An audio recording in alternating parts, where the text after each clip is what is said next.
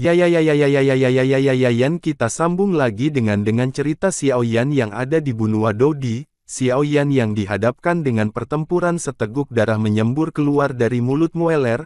Dia memandang dengan muram ke arah Xiao Yan, yang tenang di depannya tetapi menemukan bahwa Xiao Yan tersenyum panik padanya, membalik telapak tangannya dan teratai api halus dari 23 warna diam-diam muncul lalu membantingnya ke tubuh Mueller. Teratai api meletus dan Mueller yang berkepala botak langsung terlempar ribuan kaki. Sepanjang jalan dia memuntahkan darah seperti dia tidak menginginkan uang. Dia tidak menyangka bahwa dia kejam dan Xiao Yan bahkan lebih kejam darinya. Xiao Yan ini sangat menakutkan, benar-benar mengalahkan Mueller di panggung tengah Dodi dengan kekuatan Dodi awal. Orang-orang di sekitar berbisik siapapun dapat melihat bahwa pertempuran telah diputuskan sekarang. Tuan Kota Muda, apakah Anda baik-baik saja? Seorang pengikut yang juga botak buru-buru membantu Mueller berdiri. Kecepatan Mueller terlalu cepat dan rombongan mereka bergegas pergi. Setelah akhirnya mengejar Mueller, mereka melihat bahwa Mueller dipukuli begitu parah oleh orang lain. Mueller yang terluka tidak dalam keadaan baik-baik saja, tetapi dia terluka parah dan menatap Xiao Yan dengan ganas. Tampaknya keberuntungan besar ini tidak dapat dilanjutkan. Karena terlalu banyak metode telah terungkap dan kemudian rombongan membawa Mueller botak pergi dari pertempuran ini dan seorang membawa Mueller di punggungnya dan terbang ke arah yang berlawanan. Yang bisa dia lakukan sekarang adalah dengan cepat mengobati cederanya. Tuan, tentu saja orang lain akan mengurusnya. Xiao Yan juga tahu bahwa tidak perlu memisahkan hidup dan mati dan dia harus menjaga Mueller. Meskipun dia melihat bahwa Mueller terluka parah, dan dia bernapas berat. Nuno, buah hijau bulan sabit yang kamu inginkan. Xiao Yan mengeluarkan 3 buah hijau bulan sabit matang yang ditemukan di dasar danau ke Yueru. Meskipun dia mendapatkan lebih dari 10 pada saat itu, bagi Yueru, 3 sudah cukup. Tentu saja Xiao Yan mengambil sisanya. Yueru benar-benar terkejut melihat Xiao Yan tenang di hadapan Mueller dan bahkan mengalahkan Mueller pada akhirnya. Saatnya pergi ke kedalaman reruntuhan untuk melihatnya. Xiao Yan juga beristirahat sejenak dan kemudian berkata kepada Yueru, orang-orang yang ada di sana untuk menyaksikan kegembiraan juga bubar satu demi satu. Mereka pergi, karena mereka sudah menyaksikan pertempuran antara Xiao Yan dan Mueller, dan mereka hanya memiliki satu pikiran di hati mereka. Xiao Yan ini tidak mudah dipusingkan. Jauh di atas danau, sinar cahaya yang tak terlihat menggantung di langit dan kekuatan jiwa yang luas dan agung, seperti air pasang terpusat padanya dan dengan cepat menyapu ke segala arah, dan pada saat ini di seluruh pegunungan kecil, kecuali beberapa monster yang sangat kuat, kecuali monster peringkat monster lainnya merasakan tekanan jiwa yang sangat kuat. Di bawah tekanan jiwa semacam ini, tubuh mereka tidak bisa membantu tetapi sedikit gemetar.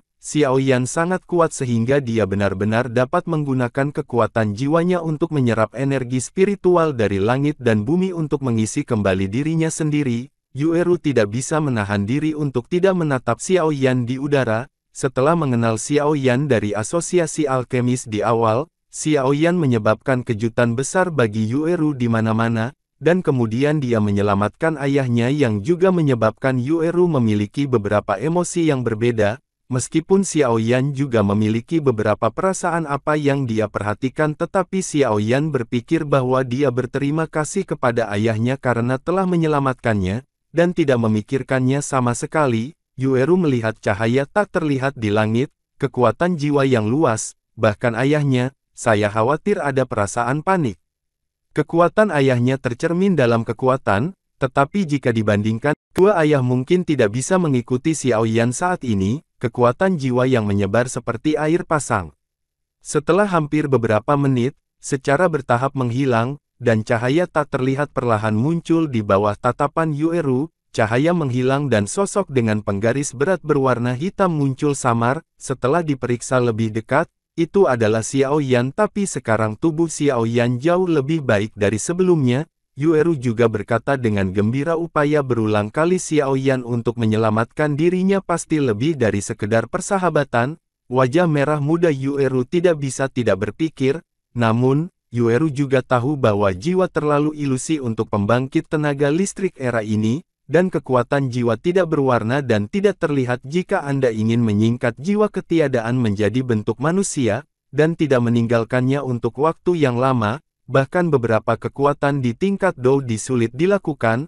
Ayo pergi juga. Aku bisa merasakan bahwa tidak ada inti iblis naga di sini, jadi aku hanya bisa pergi ke aula utama untuk mencoba keberuntunganku. Xiao Yan juga memulihkan kekuatannya dan berkata kepada Yueru, faktanya pertempuran sebelumnya dengan Mueller tidak menghabiskan banyak kekuatan, tetapi Xiao Yan sengaja terlambat untuk menyelamatkan beberapa masalah. Terima kasih untuk buah hijau bulan sabitnya. Yueru mengikuti Xiao Yan dengan bibirnya yang sedikit menggigit. Tidak ada yang perlu dikhawatirkan. Xiao Yan juga tertawa. Seiring berjalannya waktu semakin banyak orang berkumpul di kedalaman reruntuhan, sebuah gerbang batu kuno perlahan diblokir di depan aula utama, karena semua orang yang hadir tahu bahwa begitu mereka melewati gerbang batu ini, akan ada banyak kekayaan dan kekayaan di belakang, dan bahkan lebih banyak lagi keterampilan bertarung tingkat keabadian. Gongfa bahkan harta langka surga dan bumi ini adalah kekayaan terbesar, namun, mereka juga jelas bahwa relik ini membatasi kekuatan mereka, sehingga gerbang batu di depan mereka pasti tidak akan bisa menembusnya, jadi mereka hanya bisa menunggu sampai segelnya melemah dan perlahan terbuka. Namun, pada tingkat pelemahan ini, itu akan dibuka paling lama tidak lebih dari 3 hari. Mari kita duduk di sini sekarang karena sepertinya kita hanya bisa menunggu. Bahkan di reruntuhan ada perbedaan antara siang dan malam, dan dalam sekejap mata malam pun datang. Di hutan yang kosong api unggun membuat siluet kedua sosok Xiao Yan dan Yueru. Ayo kita cicipi. Xiao Yan mengambil kaki ayam dan berkata pada Yueru, suhu di malam hari agak rendah. Jadi Xiao Yan membuat api dan mengambil monster tingkat rendah sebagai makanan untuk dipanggang untuk memuaskan rasa laparnya. Bahkan jika orang kuat Dodi tidak makan selama beberapa hari, itu tidak akan mempengaruhinya, karena orang kuat Dodi dapat mengandalkan langit dan bumi. Reiki mengisi ulang dirinya sendiri, jadi saya tidak terlalu bergantung pada biji-bijian, tetapi saya tidak memakannya untuk apa-apa, kan? Penerobosan saya tidak berpikir barbecue yang Anda buat cukup enak. Yueru juga dengan lembut merobek sedikit ke dalam mulutnya, dan rasa yang familiar membuat nafsu makannya sangat meningkat. Hahaha, aku sudah pergi sepanjang tahun dan hal-hal ini secara bertahap akan menjadi lebih baik. Xiao Yan tidak seanggun Yueru dan dia meneguk barbecue di depannya. 3 daun menyerbu ke arah Xiao Yan dan keduanya dengan energi yang luar biasa. Yueru hati-hati. Xiao Yan telah berjalan di luar sepanjang tahun, jadi tentu saja dia memiliki kesadaran bahwa dia tidak bisa lengah setiap saat. Api aneh di seluruh tubuh langsung diaktifkan dan ketiga daun itu langsung berubah menjadi ketiadaan. Yueru jelas tidak mengharapkan seseorang untuk menyerang mereka begitu terlambat, dan dia juga terkejut untungnya. Xiao Yan mengingatkannya, dan dia segera memasuki persiapan pertempuran. Kamu siapa Sniki? Karena kekuatan jiwa Xiao Yan mengunci jejak orang yang menyerang mereka pada saat pria misterius itu bergerak. Api putih susu menuju ke posisi di mana pria misterius itu berdiri.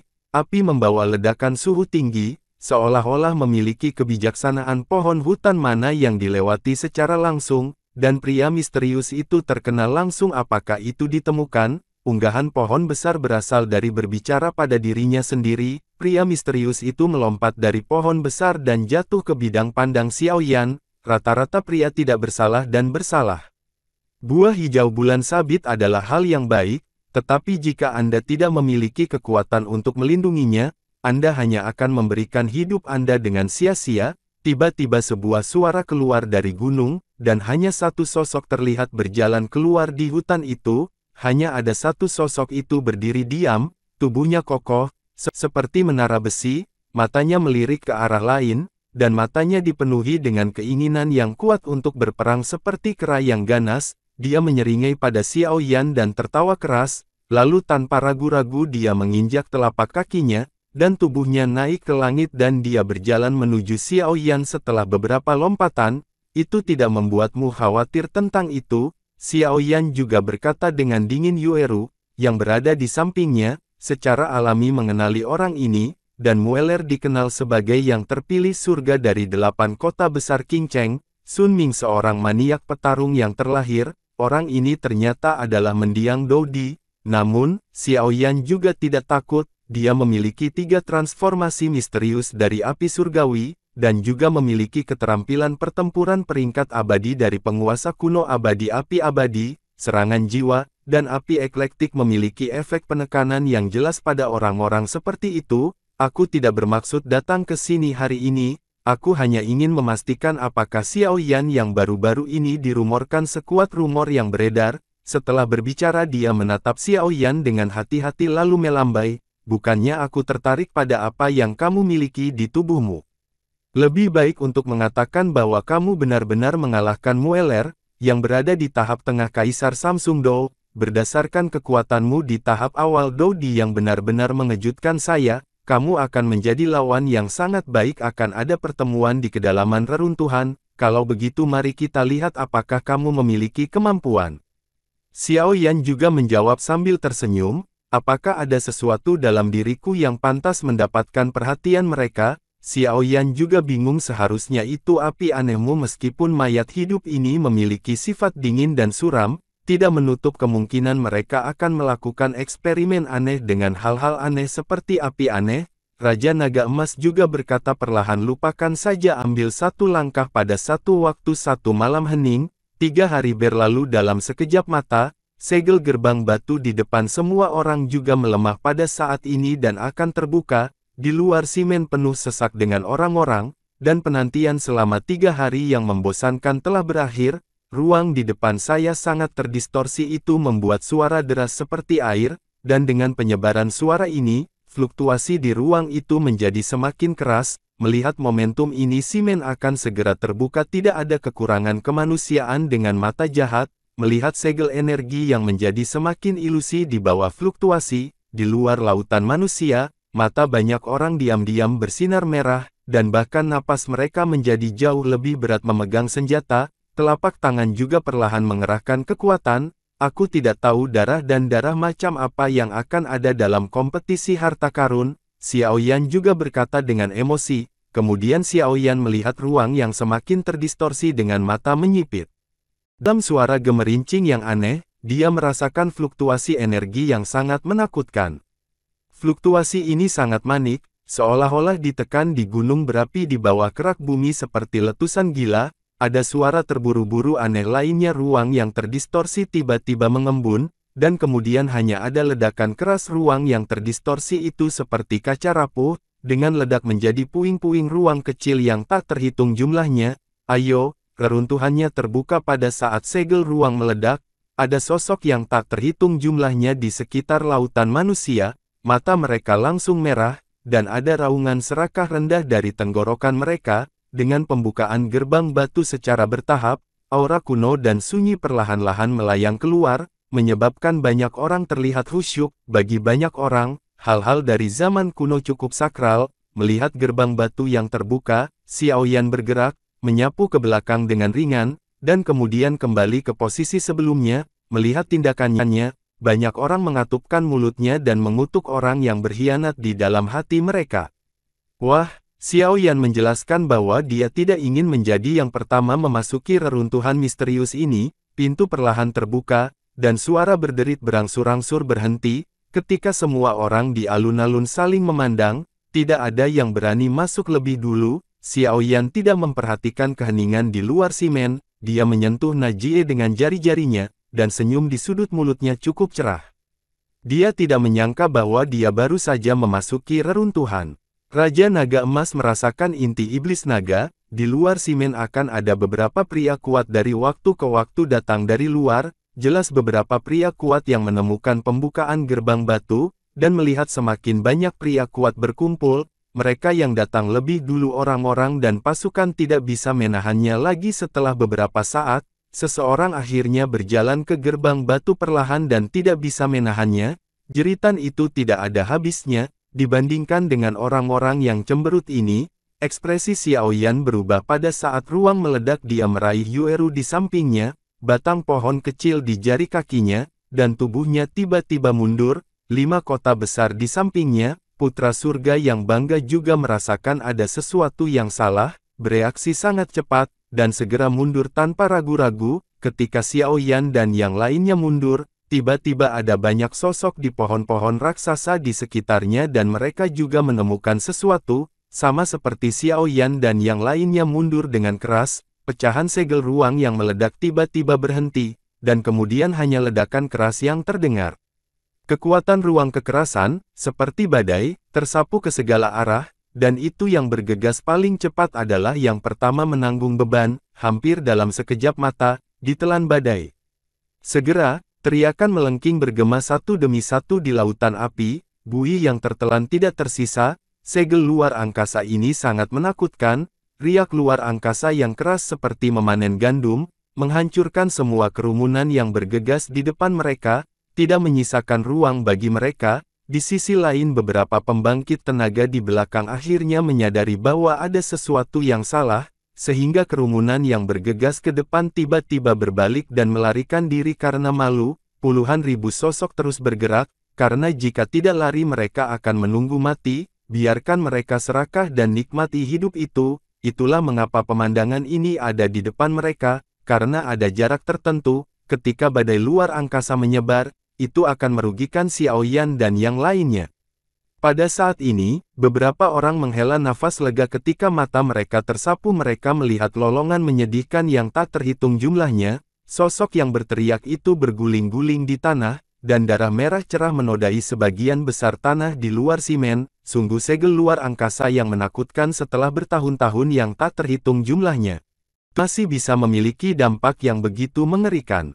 Layak untuk menjadi peninggalan puncak Kaisar Dou. Lihat kekuatan destruktif yang disebabkan oleh fluktuasi ruang ini. Di sekelilingnya ekspresi kaget muncul di pipi putra terhormat dari 8 kota besar. Ayo pergi, orang-orang ini terlalu tidak sabar dan pantas mendapatkan nasib buruk. Xiao Yan tersenyum dan melambaikan telapak tangannya, dan sosoknya berubah menjadi cahaya pelangi, tersapu di gerbang batu. Pada saat yang sama, banyak pembangkit tenaga listrik lain yang juga berhasil menghindari fluktuasi spasial juga segera melemparkan sosok itu berubah menjadi siluet kabur dan tersapu ke dalam gerbang batu. Gua Kaisar akhirnya terbuka pada saat ini, dengan pendekatan bertahap. Beberapa kabut abu-abu yang mengambang di gerbang batu secara bertahap menjadi lebih tipis, dan raksasa akhirnya muncul di bidang penglihatan Xiao Yan dan yang lainnya, melangkah ke gerbang batu dan melihat sekeliling. Bagian terdalam dari gerbang batu adalah aula besar hampir 1000 kaki, hampir seperti puncak gunung kecil. Aula cabang aula jiwa menjadi sangat kecil, menatap makhluk raksasa yang berdiri di antara langit dan bumi ini. Perasaan tidak berarti muncul secara spontan, lalu yang disebut keberuntungan besar seharusnya ada di mana orang-orang yang hadir juga mengerti. Seluruh tubuh aula raksasa berwarna merah dan dari kejauhan sepertinya nyala api naik. Di ruang putih abu-abu ini, sangat mempesona. Pembangkit tenaga di sekitarnya juga sedikit hilang karena skala besar aula raksasa merah.